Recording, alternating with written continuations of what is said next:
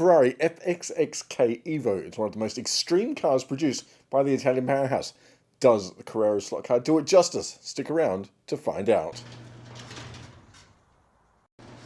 Welcome to Garage Sport, where we help you raise your slot car game. If you're new here, hit that subscribe button. We release a new video every Thursday. Don't forget to hit the notification bell too, and give us a big thumbs up if you like what we're doing. We're also on Instagram and Facebook. We'll leave those links in the video description below. With that aside, let's get stuck into the matter at hand. The Ferrari FXX-K Evoluzione by Carrera. I hope I didn't completely butcher that pronunciation. There are a few different versions of this car produced by Carrera, but aside from the paint job, they're pretty much the same.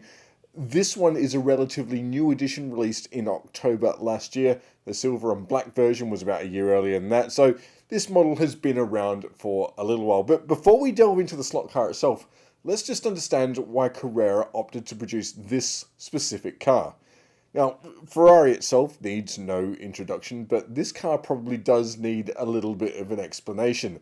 The FXX was first released by Ferrari in 2005 as a track-only prototype based off of what was then the flagship model, the Enzo.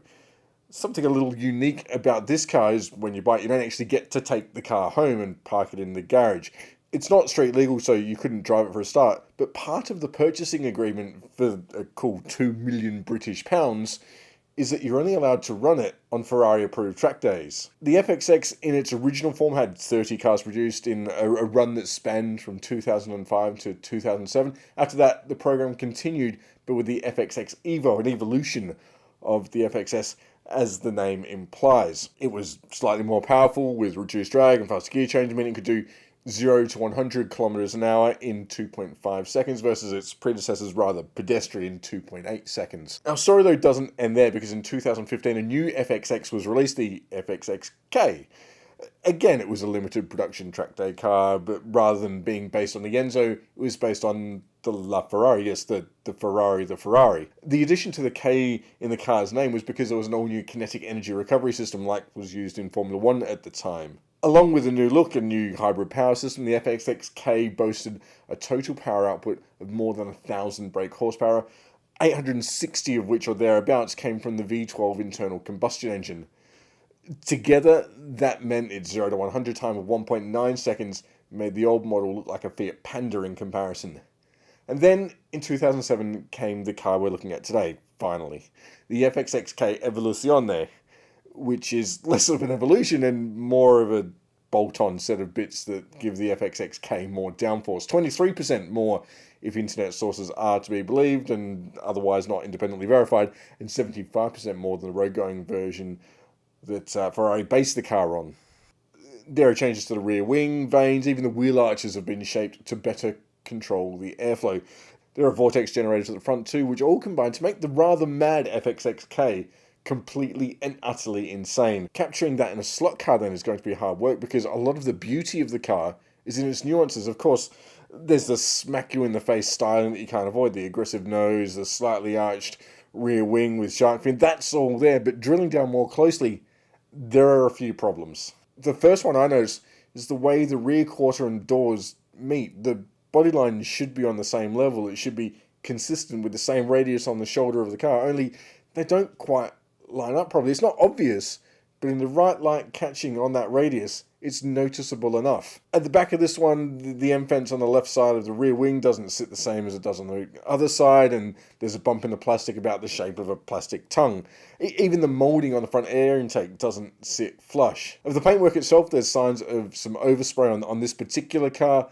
None of these are real deal breakers, and even combined, the car still looks good, and you've really got to know where to look to spot the issues. On track, in fairness, you'll never notice them, so it's certainly not a deal breaker, and ultimately this is a slot car, not a die-cast car to put on the shelf and look at.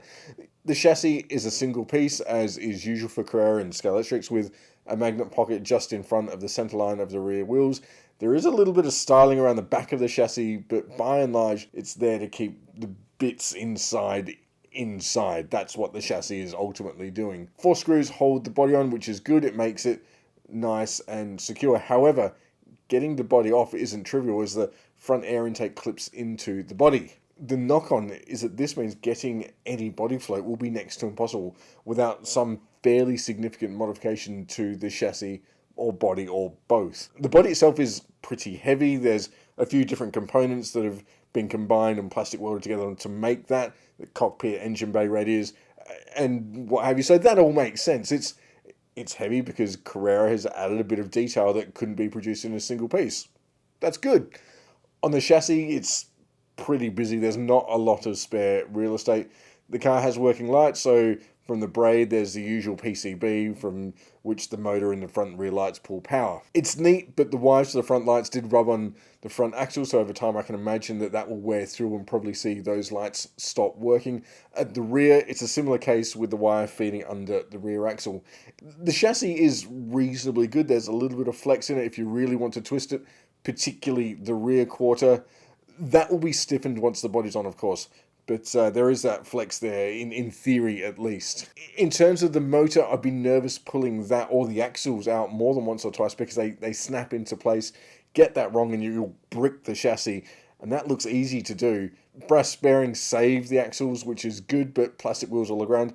Again, that's the way with Carrera and Scale Electric. That also means nylon gears, but that's not such an issue in my experience. They're well capable of standing up to a lot of abuse, even in competition. This is a consumer-grade slot car. It's also extremely cheap, as 1/32 slot cars go. Price varies a little bit depending where you go, but I picked this one up from my local slot car shop for $65. I say it in every video, but support your local slot car shop because they are what keep this hobby alive. Now that's out of the way, let's get this thing back together and see how it performs on track. Here we go then, 5 laps around this track. This car absolutely bog standard as it came out of the box. Let's see how we go. We are away. First thing that we notice immediately, a lack of grip from the back end. Having to be really careful on traction. It drives in nicely, but on exit, that tail wants to wag like a dog. Happy to see you after a long day at work. Throughout the hairpin, once more up over the bridge. The back end still wanting to dance around. So difficult to keep this car under control, to get the traction down, really having to be gentle with that throttle.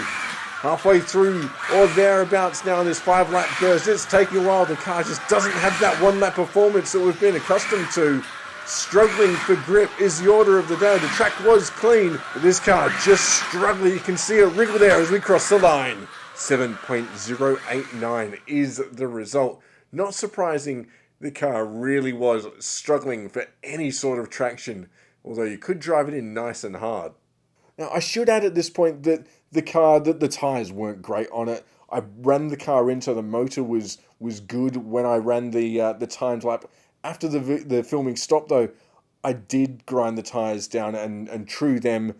Lap time didn't change. The performance that you've got there is the performance you've got. I suspect that these tyres on the turn, even though it's a comparatively new car, Carrera tyres aren't the greatest thing in the world. Chuck a new set of tyres on there, and I'm pretty confident you'll have a much faster car. But if you grab one of these Ferraris, you're not going to be disappointed. Carrera cars are a known quantity. You get good ones, you get bad ones, but on the whole, they don't vary too much. And they're a solid performer, accepting the fact that this is a cheap slot car. It's not earth-shattering, but it's good enough, and it's still heaps of fun. And it's a lot less stressful when you fence it.